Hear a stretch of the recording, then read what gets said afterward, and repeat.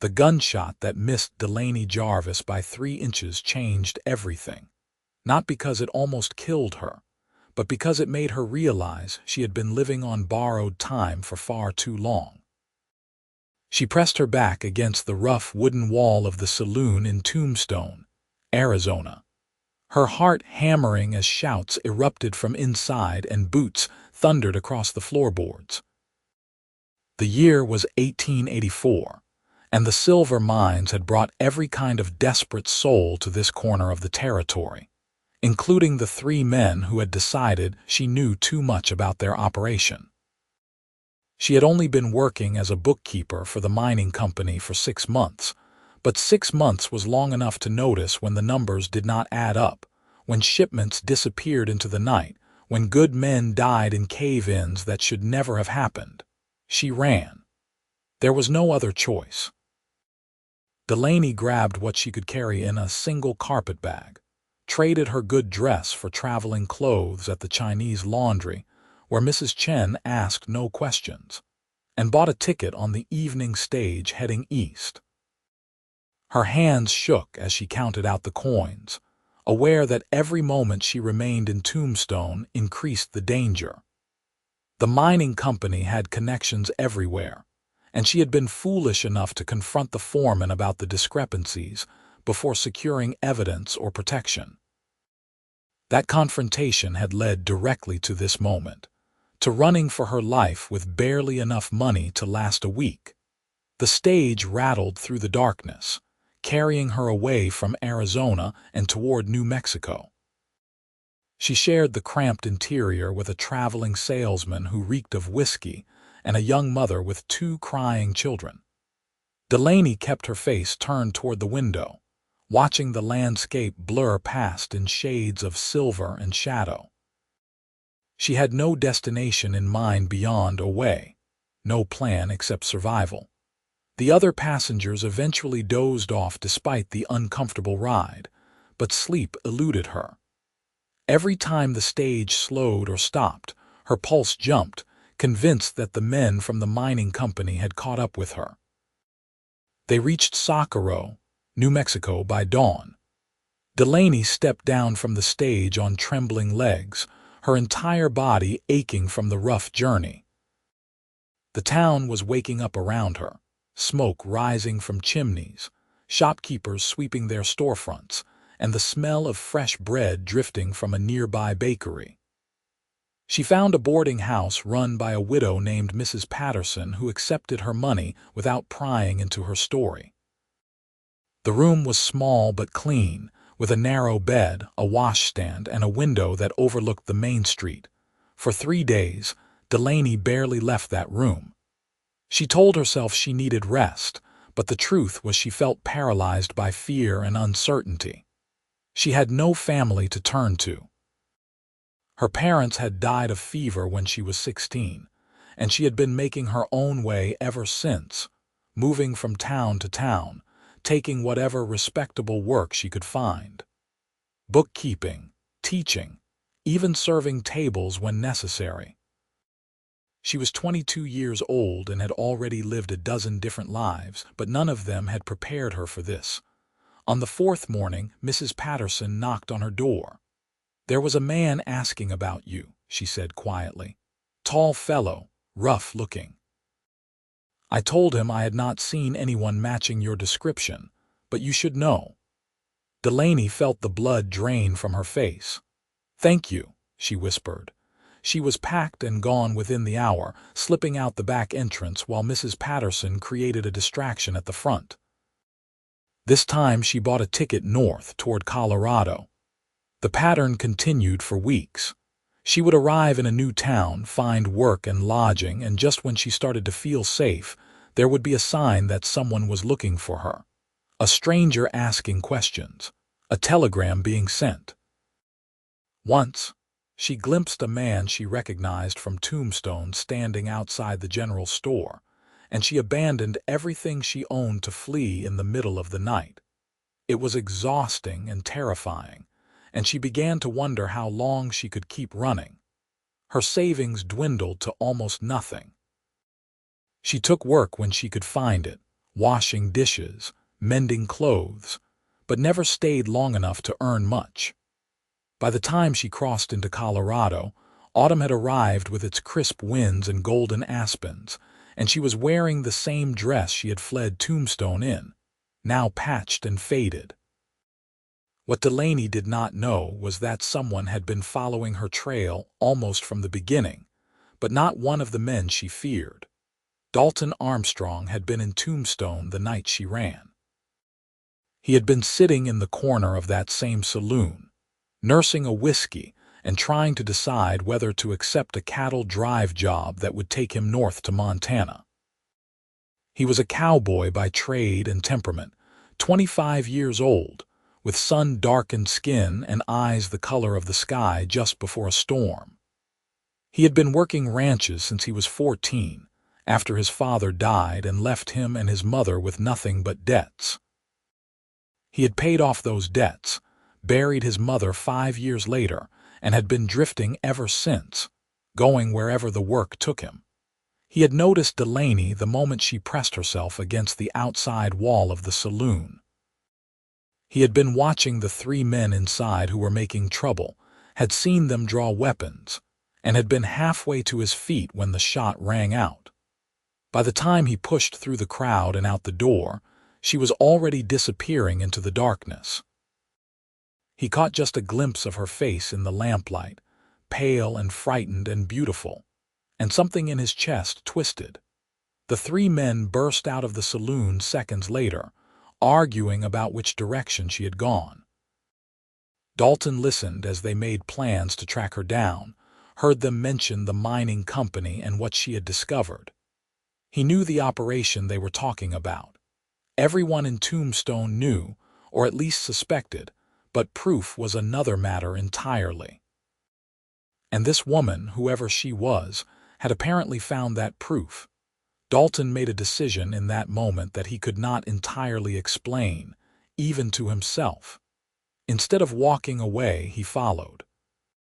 He trailed the men until he learned her name, learned that she had taken the eastbound stage, and then he saddled his horse and set out after her. He told himself he was doing it because it was the right thing to do, because she was in danger and he might be able to help. But there was more to it than that, something he felt but could not articulate. He tracked her across Arizona into New Mexico, always staying a day or 2 behind. He learned she was smart, that she varied her route and never stayed anywhere long. He also learned that she was not the only one following her trail.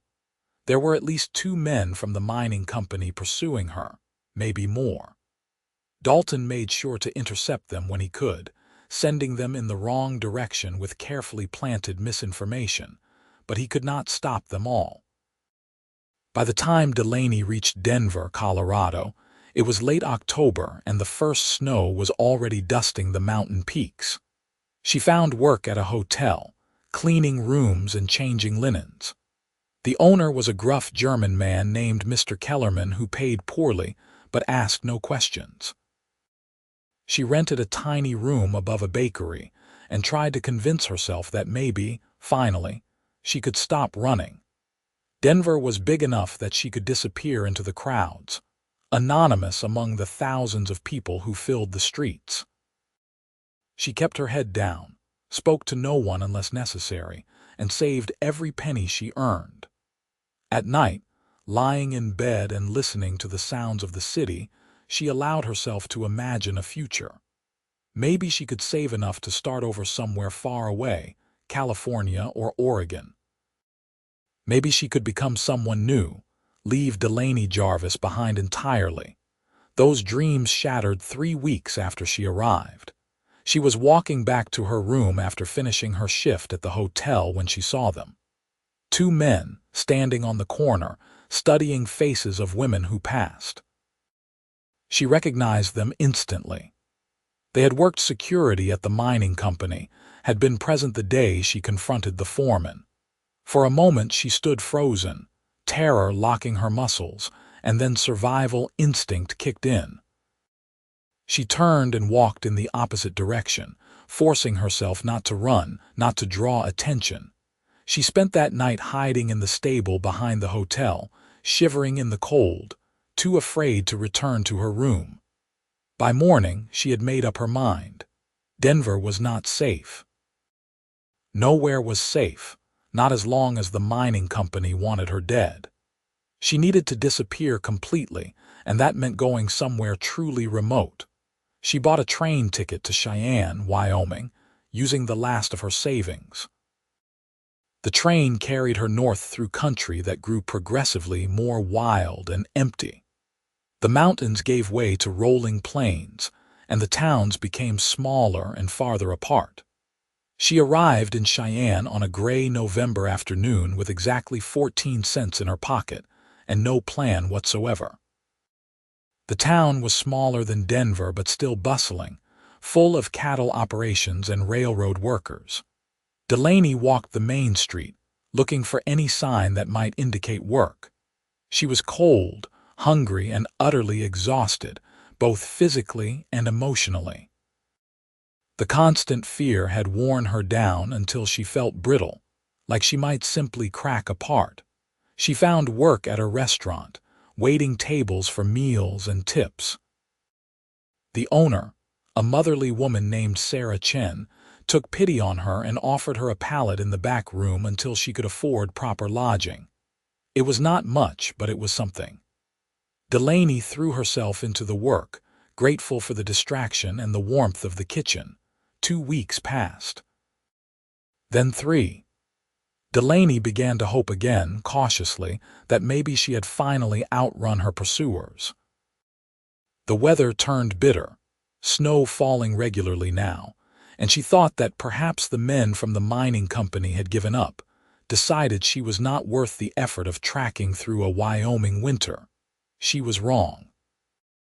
Dalton Armstrong rode into Cheyenne on the first day of December, his horse exhausted and his own body pushed to its limits. He had been tracking Delaney for months now, across 3 states and more miles than he cared to count. He had told himself 100 times that he should give up, go back to his own life, but he could not do it. Every time he thought about turning back, he remembered her face that night in Tombstone, remembered the fear and determination in equal measure, and he kept going. He had also been tracking the men from the mining company, making sure to stay between them and Delaney. He had delayed them when he could, misdirected them when possible. It had become a kind of game, though a deadly serious one, but they were persistent, and they had resources he lacked.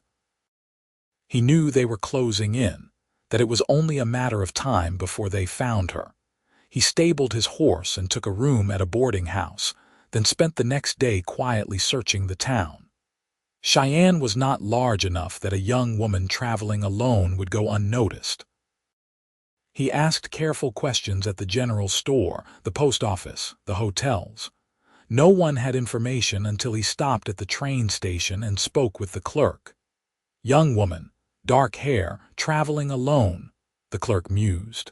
Might have seen someone like that a few weeks back. Been a lot of folks passing through, though.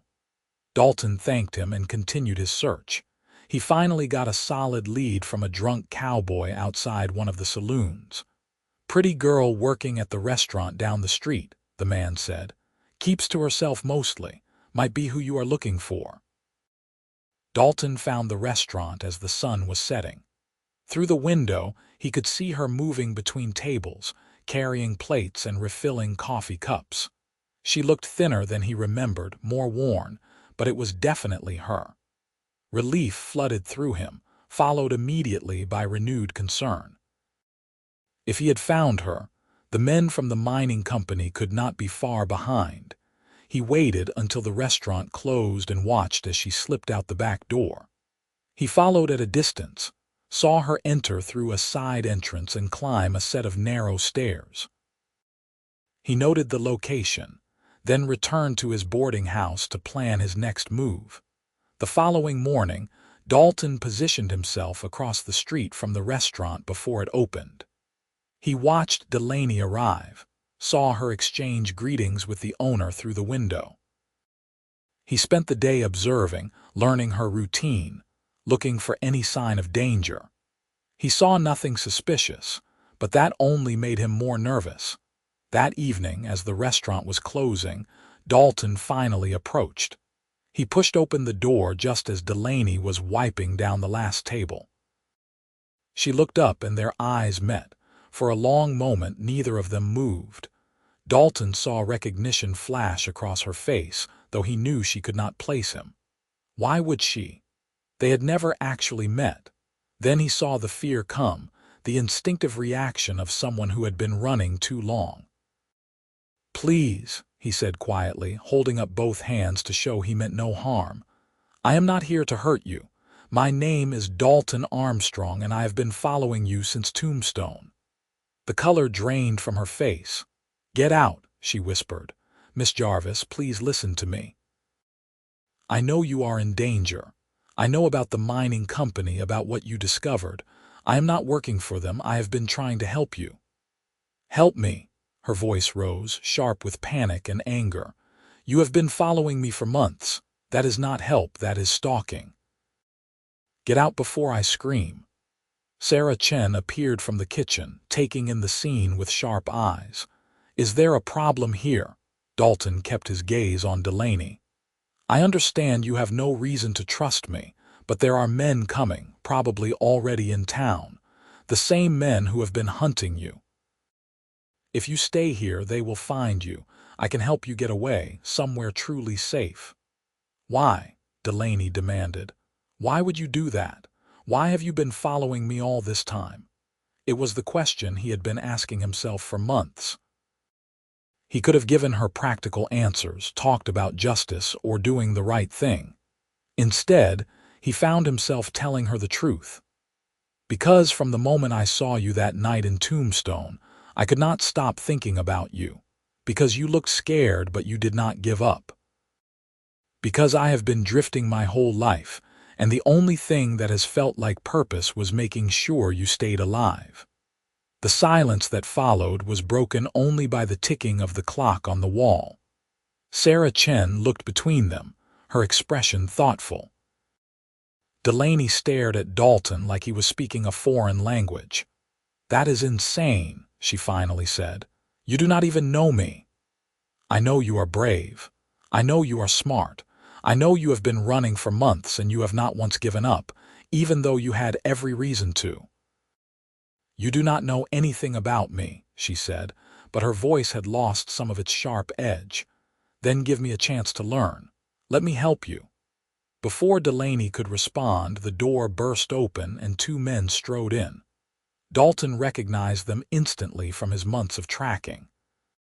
They were the mining company's hired guns, and they had found her.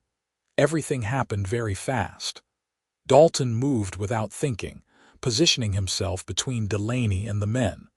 One of them reached for his gun, and Dalton's hand flashed to his own weapon. The shot was deafening in the enclosed space, and the man stumbled backward, clutching his shoulder. The second man drew his weapon, but Sarah Chen threw a heavy pot that connected with his head, dropping him like a stone. "Go," Sarah shouted. "Both of you out the back now."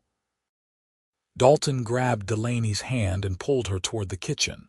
She stumbled after him, too shocked to resist. They burst out the back door into the cold night air, and Dalton led her at a run down the alley. Behind them, he could hear shouting, knew that more men would be coming. "Where are we going?" Delaney gasped, struggling to keep up. "My horse is stabled 2 blocks from here. We need to move fast." They reached the stable, and Dalton quickly saddled his horse while Delaney watched, still trying to process what had just happened. Within minutes, they were riding out of Cheyenne, heading north into the darkness. Delaney sat in front of Dalton, his arms around her as he controlled the reins, and despite everything, despite the fear and confusion, she felt something she had not felt in months. She felt safe. They rode through the night, putting as much distance as possible between themselves and Cheyenne. Dalton knew the country fairly well from his years working cattle drives, and he led them along paths that would be difficult to follow. As dawn broke, Painting the sky in shades of pink and gold, they finally slowed. Delaney had been silent for hours, and Dalton could feel the tension in her body. "There is a ranch about 5 miles from here," he said quietly. "Belongs to a friend of mine named Tom Rodriguez. He will give us shelter, no questions asked. We can rest there, figure out our next move." "Why are you doing this?" Delaney asked, not for the first time. "I told you why. What you said in the restaurant, that was not a reason.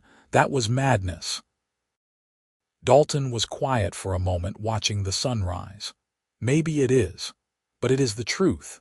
From the moment I saw you, something changed. I cannot explain it better than that."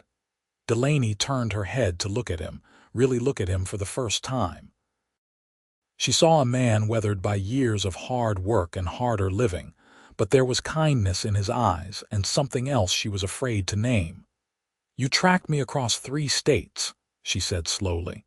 "You have been protecting me all this time, and I did not even know you existed." That was the idea. You had enough to worry about without adding a strange cowboy to your concerns. "But why?" she asked again, and this time her voice was softer, more vulnerable. "Why would you do that for someone you do not even know?" Dalton pulled the horse to a stop and turned so he could see her face properly. The early morning light caught in her dark hair, and he saw the exhaustion etched in every line of her face, but also a strength that took his breath away. "Because I love you," he said simply. "I know that sounds impossible. I know we have never had a proper conversation until last night. But I have watched you survive when anyone else would have given up. I have seen your courage and your determination. And somewhere along the way, watching over you stopped being just about doing the right thing and became about keeping the most important person in my world safe."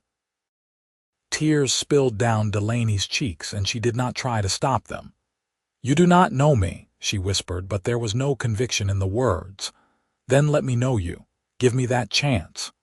She searched his face, looking for deception or ulterior motive, but found only honesty. It was terrifying and exhilarating at the same time. This man had given up months of his life to protect her, had put himself in danger without asking for anything in return. And now he was looking at her like she was the answer to a question he had been asking his entire life. "Okay," she said finally. "Okay." Tom Rodriguez's ranch was a modest operation, a few hundred head of cattle and a small house surrounded by weathered-out buildings. Tom himself was a man in his 50s with gray threading through his black hair and laugh lines around his eyes. He took one look at Dalton and Delaney and ushered them inside without questions.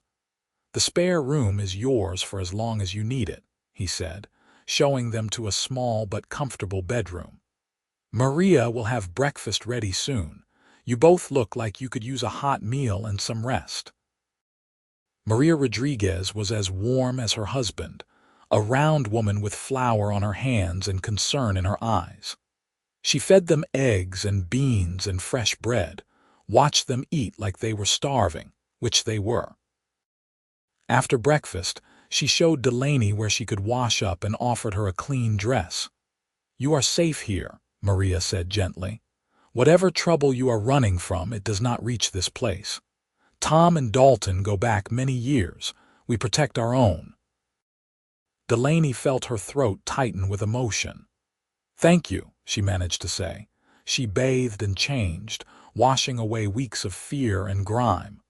When she emerged, she found Dalton sitting on the porch, staring out at the vast expanse of open land. She joined him, sitting in the chair beside his. "Tell me about yourself," she said. "If we are going to do this, whatever this is, I should know who you are." So he told her. He talked about growing up on a small ranch in Texas, about losing his father and working himself to exhaustion to save the land, only to lose it anyway. He spoke of his mother's death and the aimless years that followed, moving from ranch to ranch, never staying anywhere long enough to put down roots. He talked about the loneliness of that life, the sense that he was moving through the world without really touching it. Until I saw you, he said. Until that night in Tombstone when suddenly nothing else mattered except making sure you were okay. Delaney listened, and then she told her own story. She spoke of losing her parents, of the years of struggling to survive on her own. She talked about the mining company, about discovering the corruption and thinking she was doing the right thing by confronting them.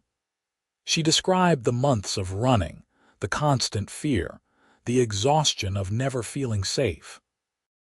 I do not know if I can ever stop looking over my shoulder, she admitted. Even here, even now, part of me is waiting for them to find me. They will not, Dalton said firmly. I will make sure of that. You cannot protect me forever. Watch me. Despite everything, Delaney smiled. It felt strange, like a muscle she had forgotten how to use. You really are insane, you know that? Probably, he agreed and smiled back.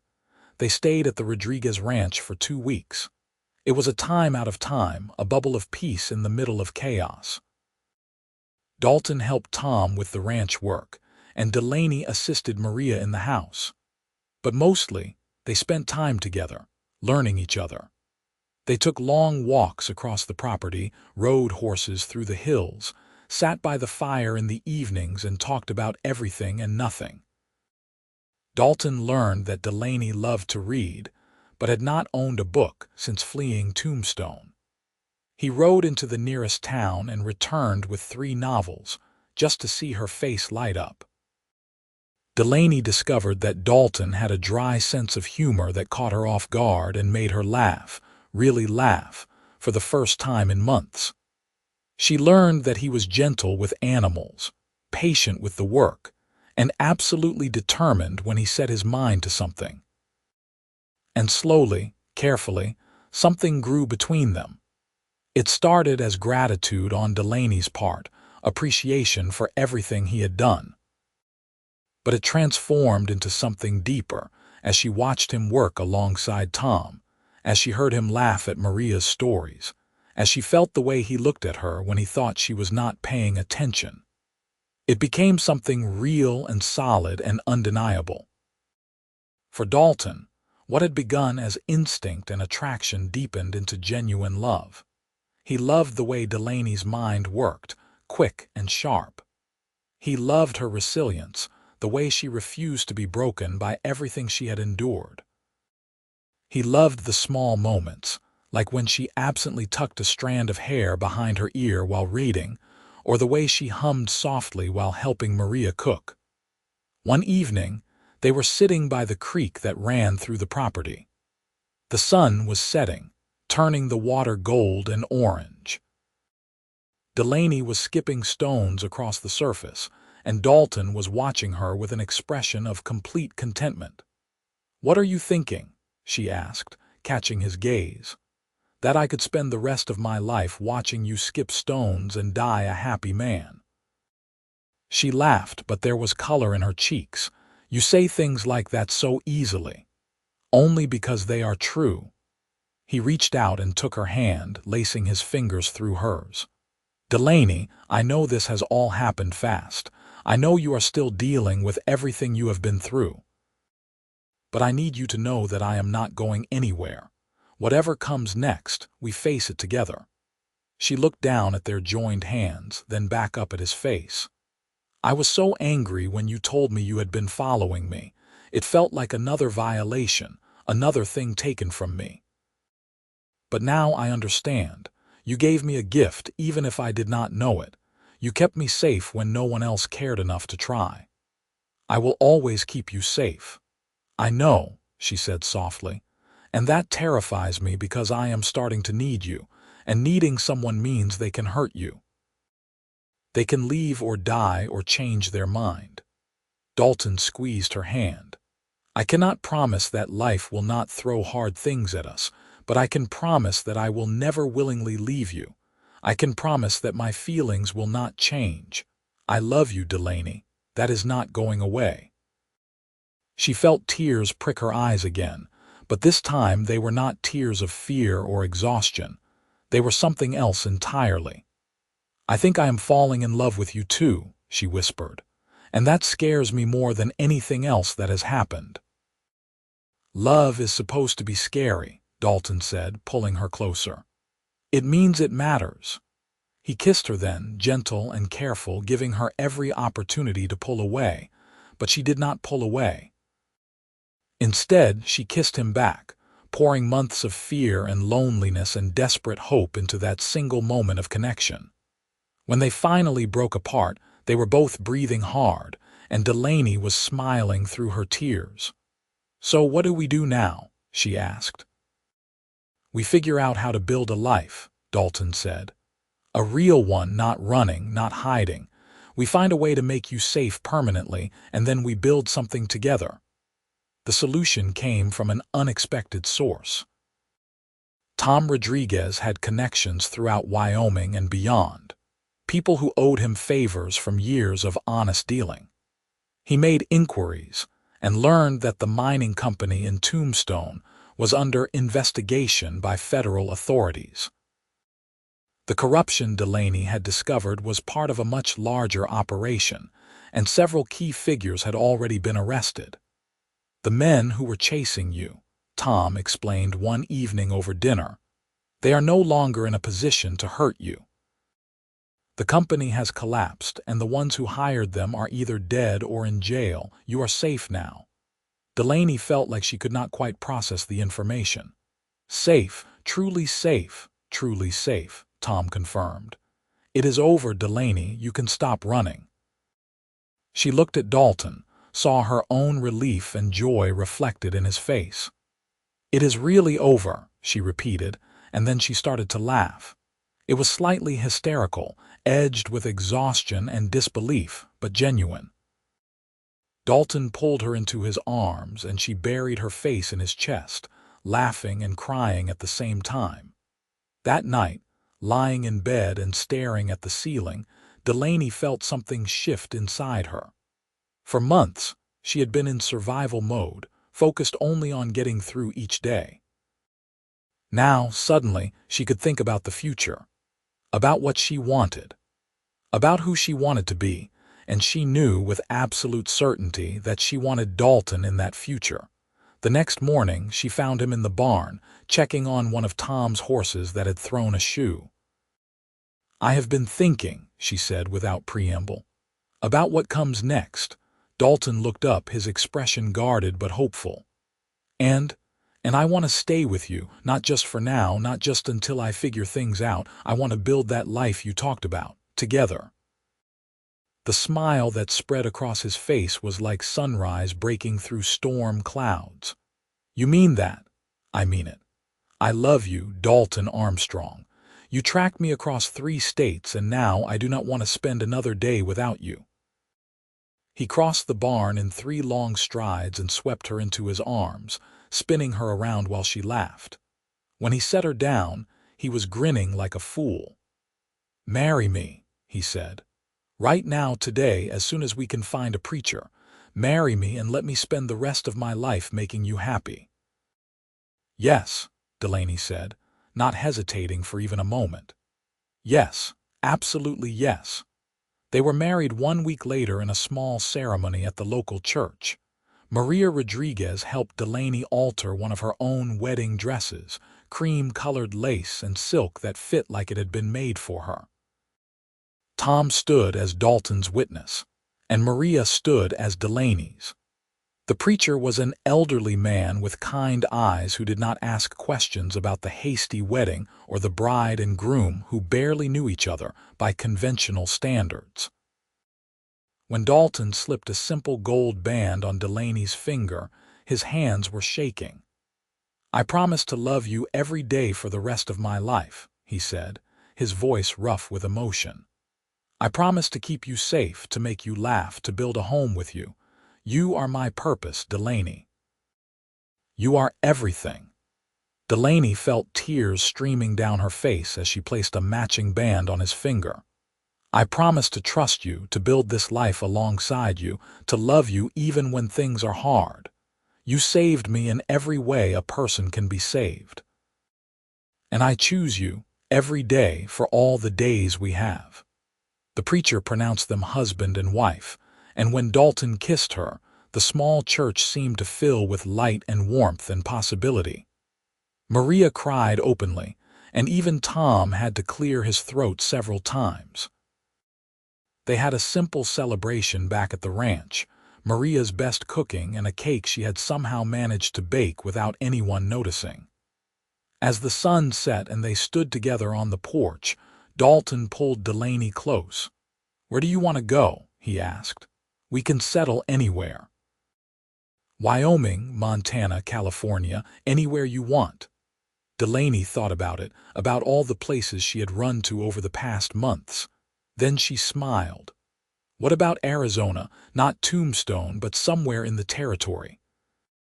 "I know it might seem strange to go back, but I loved the desert before everything went wrong, and I think I would like to reclaim that to make new memories there."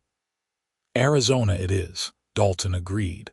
"I know a place, actually, Fort McDowell, up near the Verde River. It is small but growing, and there is good ranch land nearby. We could start fresh there, build something of our own." "That sounds perfect." They spent the winter at the Rodriguez Ranch, helping with the work and saving money. Dalton took odd jobs in the nearby town, and Delaney did sewing and laundry for extra income. It was hard work, but they were together, and that made all the difference. They learned each other's rhythms, the small habits and quirks that make up a shared life. Delaney discovered that Dalton sang softly to himself while working, and that he had an irrational fear of spiders despite being completely fearless in every other way.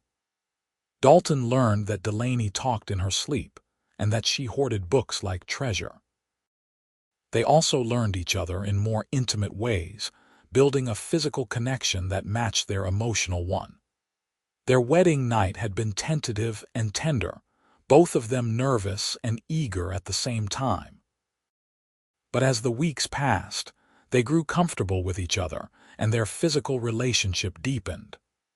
Dalton was always gentle, always attentive to Delaney's needs and boundaries. And Delaney discovered a passionate side of herself she had not known existed, a capacity for joy and connection that had been buried under years of survival. When spring arrived, they said goodbye to Tom and Maria, promising to visit and to write. The goodbyes were tearful, especially for Delaney, who had come to view the Rodriguez Ranch as the first real home she had known in years. But there was excitement too, the thrill of starting their own adventure. They traveled south through Colorado and New Mexico, taking their time and enjoying the journey. They camped under the stars, cooked over open fires, and talked about their plans. Dalton wanted to start a horse ranch, breeding and training quality stock. Delaney wanted to open a small school, teaching children who might not otherwise have access to education. They dreamed together, building a future with words and hope. Fort McDowell, Arizona, was everything Dalton had promised. It sat in a valley surrounded by mountains, with the Verde River providing water and life to the desert landscape. The town itself was small, just a main street with a general store, a saloon, a boarding house, and a church. But there was room to grow, and the people they met were friendly and welcoming. Dalton found a piece of land about 3 miles from town, 100 acres with good grass and a small creek running through it. The previous owner had started to build a house but had abandoned the project when his wife died. It was just a skeleton of walls and a roof, but Dalton saw potential. "We can finish it," he said, walking Delaney through the structure. "Make it ours. It will take work, but we can do it together." Delaney looked around at the bare wooden beams and the unfinished walls, and she felt something settle in her chest. This was it. This was home. "Let's do it," she said. They threw themselves into the work with enthusiasm and determination. Dalton had experience with construction from his years on ranches, and Delaney proved to be a quick learner. They worked from sunrise to sunset, building walls, installing windows, constructing furniture. Neighbors from town came to help, and Delaney learned that frontier communities took care of their own. By summer's end, they had a house. It was small and rough around the edges, but it was solid and warm and theirs. Dalton started building his horse operation, beginning with 3 mares he bought from a rancher in Phoenix. Delaney approached the town council about starting a school and was met with enthusiasm. There were a dozen children in and around Fort McDowell who had no access to education, and their parents were eager for someone to teach them. The town did not have money for a dedicated schoolhouse, but the church offered the use of their building 3 days a week. Delaney's first day as a teacher was terrifying and exhilarating.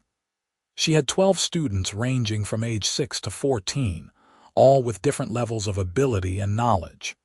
She taught reading, writing, arithmetic, and history, using whatever books and materials she could scrounge. The work was exhausting, but she loved it. She loved seeing the moment when a concept clicked for a student, loved watching them discover the joy of reading, loved being part of shaping young minds.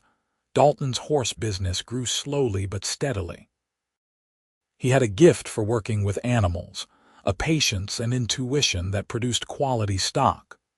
Word spread, and soon people were coming from as far as Phoenix and Flagstaff to buy his horses. He hired a young man named Jake Morrison to help with the work, and the two became close friends. Life settled into a rhythm. They worked hard during the day and came together in the evenings, sharing meals and stories.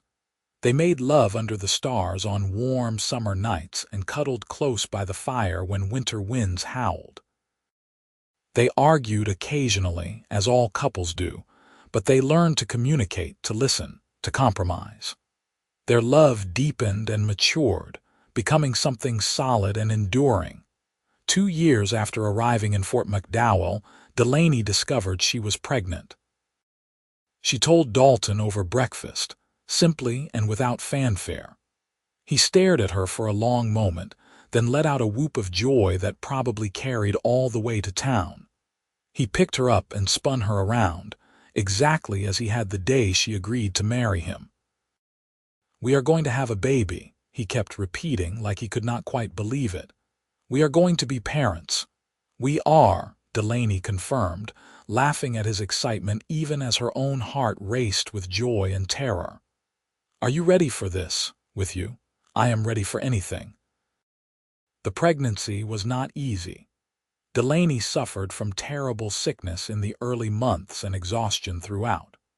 But Dalton was attentive and supportive, taking over household chores without complaint and making sure she rested. The women of Fort McDowell rallied around her, sharing advice and hand-me-down baby clothes. She continued teaching as long as she could, finally stopping 2 weeks before the baby was due. Their son was born on a cold November night in 1887. The labor was long and difficult, and there were moments when Dalton feared he might lose both Delaney and the baby. But the midwife was skilled, and Delaney was stronger than anyone realized. When the baby finally arrived, screaming his displeasure at the cold world, Dalton felt something in his chest expand until he thought it might burst. "You have a son," the midwife said, placing the squirming infant in Delaney's arms. Delaney looked down at the tiny face, red and wrinkled and perfect, and felt a love so overwhelming it took her breath away. "Hello, little one," she whispered. "We have been waiting for you." They named him Thomas after Tom Rodriguez, with the middle name James for Delaney's father. Little Thomas was a serious baby, watching the world with solemn blue eyes that would eventually turn the same gray as his father's. He had Delaney's dark hair and Dalton's stubborn chin, and from the beginning, he had both of them wrapped around his tiny fingers. Parenthood transformed them both. Dalton discovered a capacity for gentleness and patience he had not known he possessed. He would spend hours holding Thomas, walking him around the property while explaining everything they saw. "That is a cottonwood tree," he would say seriously to the infant. "And over there is where we will build a new barn next spring. You will help once you are bigger." Delaney found that motherhood came naturally, despite her fears. She loved nursing her son, loved the weight of him in her arms, loved watching him grow and change every day. She took a break from teaching for the first year, focusing entirely on Thomas, but she missed the work and eventually returned to the classroom, bringing Thomas with her. The students loved having a baby in the schoolhouse, and the older girls fought over who got to help care for him during lessons. The years passed, marked by the milestones of family life and the growth of their ranch. Dalton expanded his operation, eventually running over 50 head of horses and earning a reputation for quality throughout the territory. Delaney's school grew too, eventually requiring a dedicated building that the town came together to construct. By the time Thomas was 5 years old, Delaney was teaching nearly 30 students, and there was talk of hiring a second teacher. They were blessed with a second child when Thomas was 4, a daughter they named Caroline Me. Where Thomas had been serious and contemplative, Caroline was all sunshine and laughter from the beginning. She had Dalton's eyes and Delaney's smile, and she brought a new dimension of joy to their family. Thomas took his role as big brother seriously, constantly watching over his sister and bringing her treasures from the ranch. Life was not without challenges. There were years when drought threatened their livelihood, when illness swept through the community, when accidents and setbacks tested their resolve. Dalton broke his leg one winter and was laid up for months, frustrated by his inability to work. Delaney had a miscarriage between Thomas and Caroline, a loss that left them both grieving. The ranch hands came and went, some staying for years and becoming like family, others moving on after a season. But through it all, their love remained constant. Dalton still looked at Delaney like she was the most amazing thing he had ever seen. Delaney still felt her heart skip when Dalton walked into a room. They still made time for each other, even with 2 children and a busy ranch. Date nights in town, watching the sunset from the porch, stolen moments of intimacy when the children were asleep. They also built a community around them. Fort McDowell grew from a tiny outpost to a thriving town, and the Armstrong family was at the heart of it. Dalton served on the town council, helping make decisions about infrastructure and development. Delaney organized social events and charity drives, making sure that no family in their community went without. Their home became a gathering place, always open to friends and neighbors who needed a meal or a listening ear.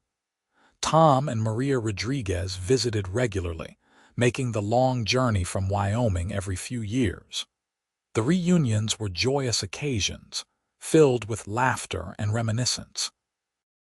Tom loved to tell Thomas and Caroline about the time their parents had shown up at his ranch, exhausted and scared but already falling in love. "I knew from the first moment I saw them together that it was something special," he would say. "Your father looked at your mother like she hung the moon, and she looked at him like he was her hero. And I was right." When Thomas was 10 and Caroline was 6, Delaney discovered she was pregnant again. It was unexpected given her age. She was 35 now, but welcome nonetheless.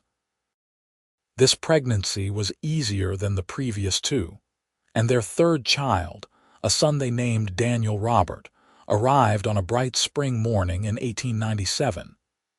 He was the perfect completion to their family, a happy baby who brought nothing but joy.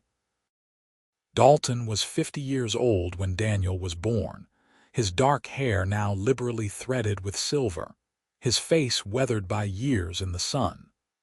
But he felt young as he held his newborn son, felt the same wonder and awe he had experienced with Thomas and Caroline. 3 children, he said to Delaney, who was resting in their bed looking tired but content. We have 3 perfect children. We do, she agreed, smiling up at him. We have built quite a life, have we not? The best life, he confirmed. You and me and this family, this ranch, this community. It is more than I ever dreamed possible. All because you tracked a scared woman across 3 states, Delaney teased. Best decision I ever made, Dalton said seriously. Every mile was worth it. Every moment has been worth it. The children grew as children do. Thomas developed into a skilled horseman, taking after his father in temperament and talent. He started working alongside Dalton on the ranch as soon as he was old enough, learning the business from the ground up. Caroline proved to be a natural teacher, often helping her mother at the school and showing a patience and creativity that impressed everyone. Little Daniel was still too young to show his inclinations, but he was curious about everything, constantly asking questions and exploring his world. Fort McDowell continued to grow and change. The railroad came through in 1899, bringing new opportunities and challenges. Dalton adapted his business, using the railroad to ship horses to markets as far away as California and Texas. Delaney's school was officially recognized by the territorial government and began receiving funding and support. They were no longer just surviving, they were thriving. In 1902, when they had been married for 15 years, Dalton surprised Delaney with a trip. He arranged for Tom and Maria to come stay with the children and took his wife to San Francisco for 2 weeks. It was the first time they had been alone together for more than a night since Thomas was born, and it felt like a second honeymoon. They stayed in a fine hotel, ate in fancy restaurants, saw theater performances, and explored the city. But the best moments were the quiet ones, walking hand in hand along the waterfront, sitting in their hotel room and just talking, making love without worrying about children overhearing. It was a chance to reconnect as a couple, to remember who they had been before they became parents and ranch owners and pillars of the community. I would do it all over again, Delaney said one evening as they watched the sun set over the bay. Every moment, every decision that led me to you. I would run from those men again, endure all the fear and uncertainty just to end up right here. You never have to run again, Dalton said, pulling her close. You are safe, you are loved, and you are home. I know, she said softly. I have known that for years. But sometimes I still marvel at how different my life could have been. If you had not been in that saloon that night, if you had not decided to follow me, if you had given up at any point during those months. I could never have given up on you, Dalton said simply. My heart would not let me. They returned to Fort McDowell refreshed, and even more committed to each other and their family. The children had missed them terribly, and there was a joyous reunion at the ranch. Thomas, now 15, proudly showed his father all the work he had accomplished in Dalton's absence. Caroline, 11, had a list of stories and events to share with her mother. And 7-year-old Daniel refused to let go of either parent for the rest of the day. The years continued to pass, marked by both joy and sorrow. They lost Maria Rodriguez to pneumonia in 1904, and Tom followed her a year later, his heart simply giving out from grief and age. Dalton and Delaney traveled to Wyoming for both funerals, saying goodbye to the people who had given them shelter and support when they needed it most. It was a painful reminder of life's fragility, but also of the importance of the connections they made. Thomas grew into a man, taking over more and more of the ranch operations as Dalton's body began to slow down. At 21, he married a girl from Phoenix named Sarah, and they built a small house on the Armstrong property. Delaney delighted in watching her son navigate married life, seeing echoes of her own early days with Dalton in the way Thomas and Sarah learned each other. Caroline followed her mother into teaching, taking over the primary grades at the Fort McDowell School. She showed no interest in marriage, declaring that she was perfectly happy with her independence and her work. Delaney understood and supported her daughter's choices, seeing in Caroline the strength and determination she herself had needed to survive her early years. Daniel, meanwhile, surprised everyone by showing an interest in medicine. He devoured every book he could find on the subject and eventually, with his parents' support, left Fort McDowell to attend medical school in Philadelphia. It was hard to see him go, but Delaney and Dalton were proud of his ambition and determination.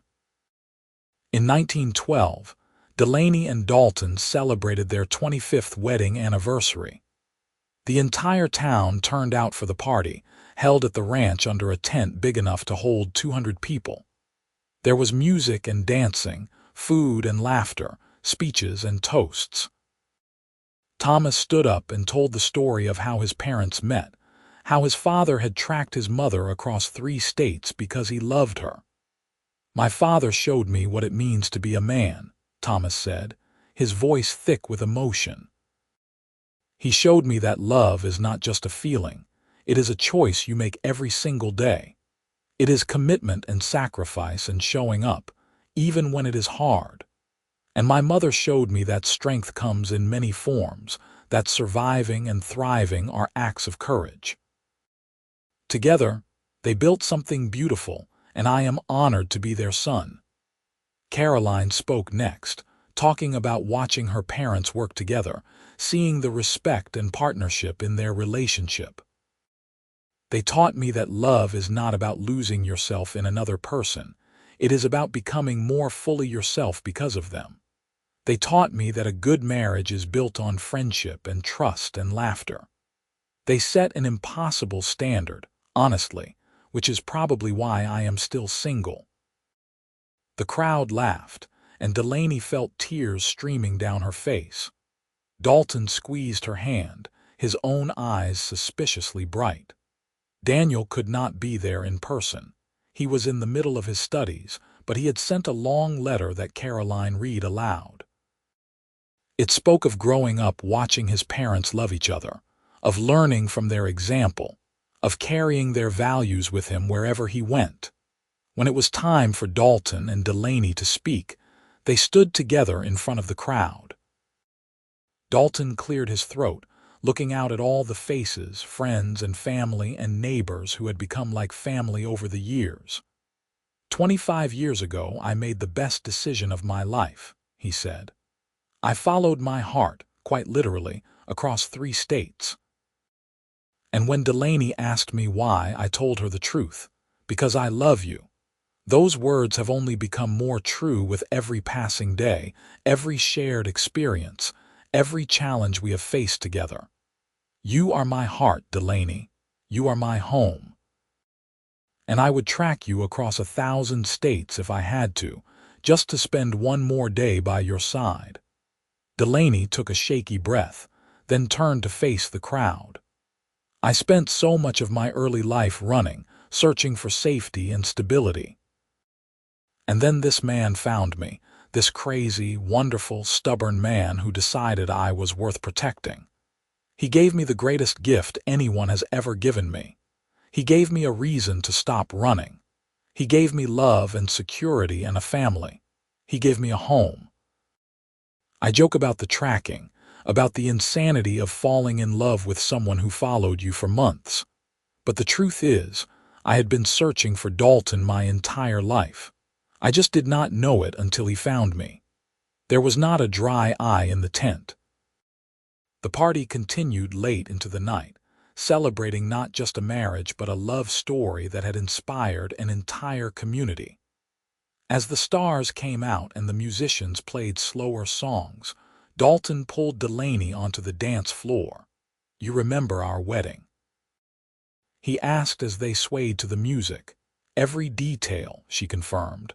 "I remember thinking I had never been so happy and so terrified at the same time.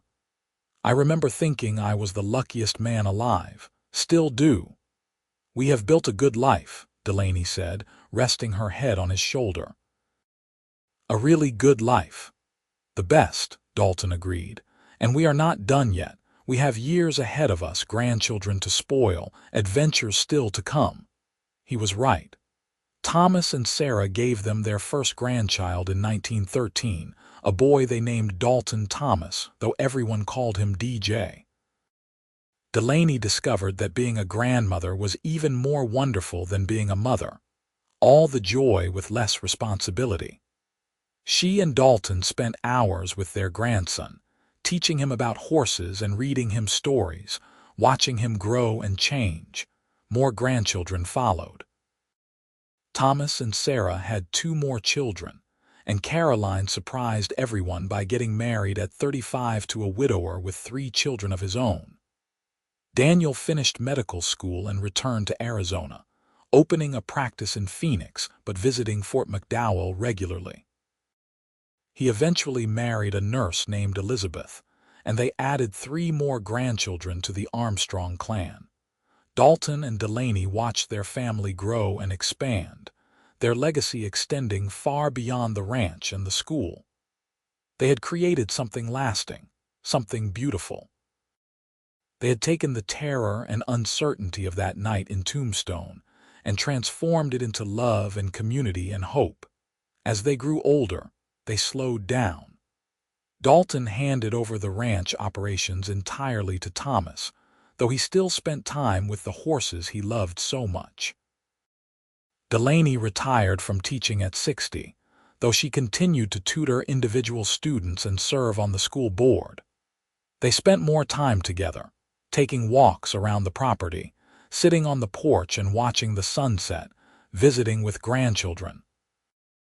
They also spent time reflecting on their journey, marveling at how far they had come.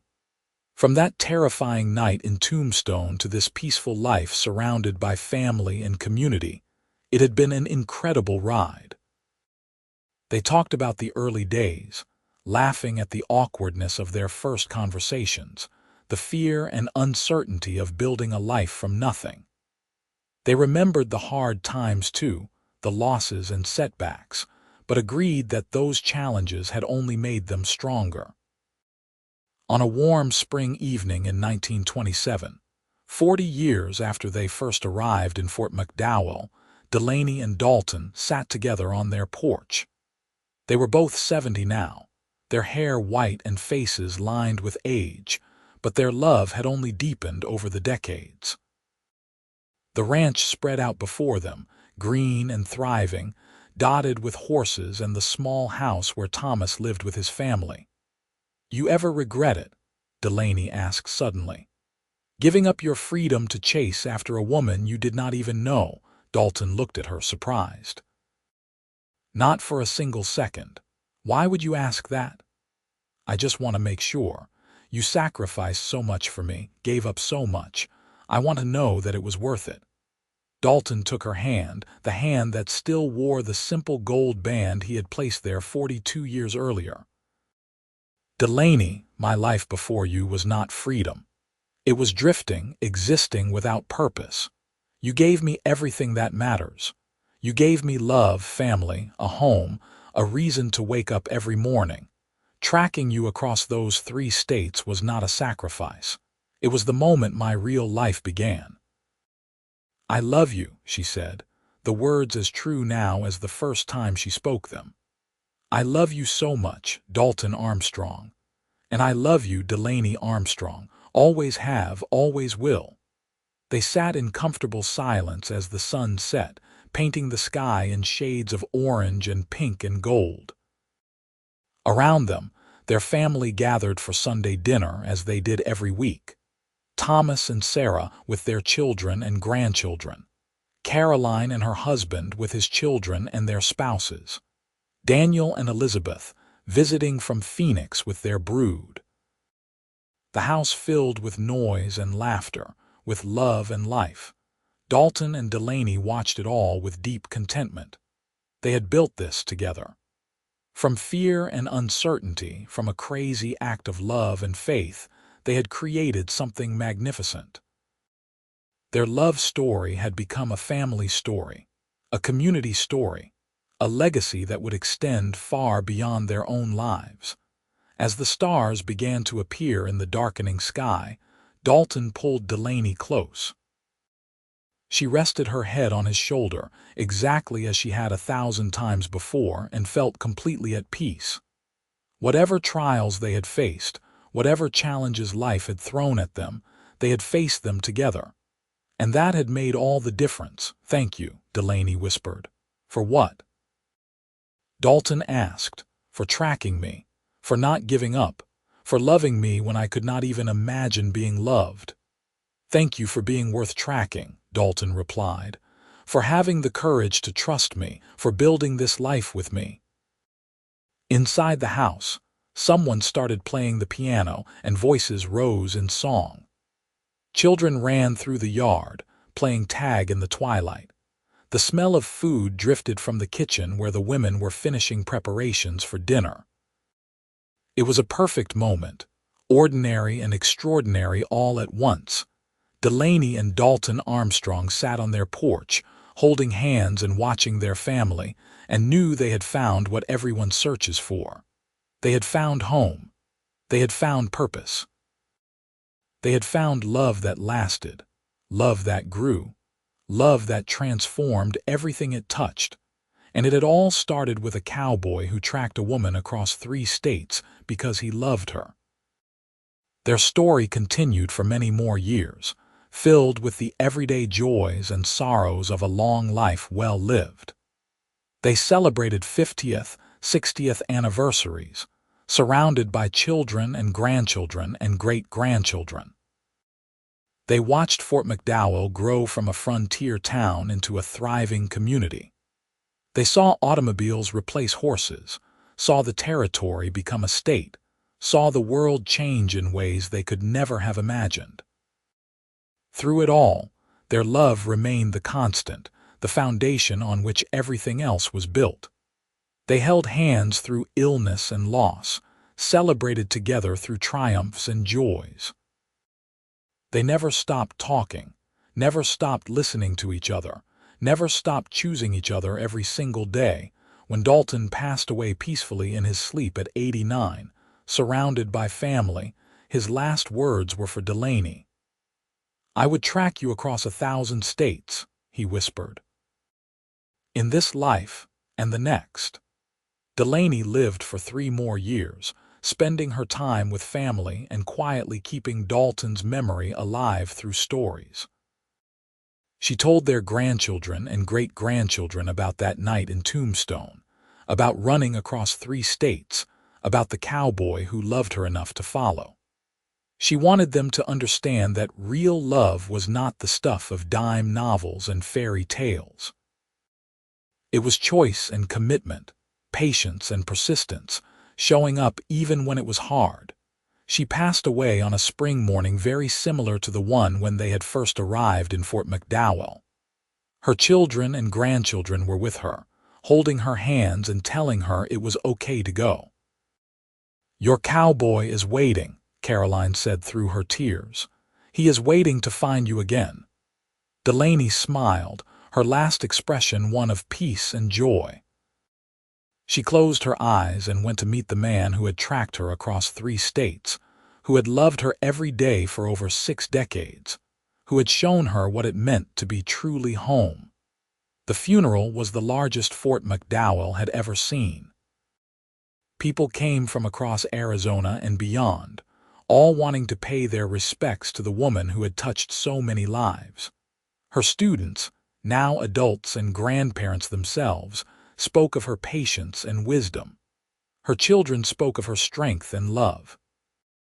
Her grandchildren spoke of her stories and her laughter. But it was her great-grandson, young Dalton Thomas Armstrong III, who captured the essence of her life in his eulogy. "Great-grandma used to tell us that love was the greatest adventure," the 16-year-old said, his voice strong despite his tears. She said that when great-grandpa tracked her across 3 states, he was not just finding her. He was finding himself, finding his purpose, finding his home. And she said that When she finally stopped running and let herself love him back, she found the same thing. They found each other, and in finding each other, they found everything that mattered. That is the legacy they leave us, not just a ranch or a school or a family tree. They leave us an example of what love looks like when you do it right. When you are brave enough to chase it, patient enough to let it grow, and committed enough to choose it every single day. Delaney was buried beside Dalton on a hill overlooking the ranch they had built together. Their headstone was simple, bearing their names and dates and one more line. He tracked her across 3 states. She asked why. He said, "Because I love you." The Armstrong Ranch continued for generations, passed down through the family. The school Delaney founded still stands, though it has been expanded and modernized. Fort McDowell grew and changed, but it never forgot the couple who had been so instrumental in its development, and the story lived on. Parents told it to children, who told it to their children. It became part of the town's history, this tale of a cowboy and a fugitive, of love and faith and building something beautiful from nothing. It reminded people that the best love stories were not always easy, that sometimes you had to fight for happiness, that real love required courage. In the end, Delaney Jarvis and Dalton Armstrong proved that love could indeed conquer all. Not because it made everything perfect or easy, but because it gave you a reason to keep fighting, keep hoping, keep building. Their love had started with a moment of madness, a cowboy deciding to track a woman he did not know across hostile territory. But it had grown into something solid and lasting, something that changed lives and built communities, and left a legacy that would endure for generations. They had taken fear and transformed it into hope. They had taken loneliness and transformed it into connection. They had taken 2 broken, drifting souls and created a family, a home, a love story for the ages, and it had all started with a simple truth: because I love you. 3 words that changed everything, that built a life, that proved that sometimes the craziest decisions are the ones most worth making. 3 words that echoed through the decades, through the lives they touched, through the family they created. Because I love you. The beginning of everything. The foundation of a life well lived. The answer to every question that mattered. The story of Delaney and Dalton Armstrong became a legend in Fort McDowell and beyond. A reminder that true love exists, that it is worth fighting for, and that sometimes the best things in life come from the most unexpected places. A cowboy tracked a woman across 3 states because he loved her, and that love built something that would last forever.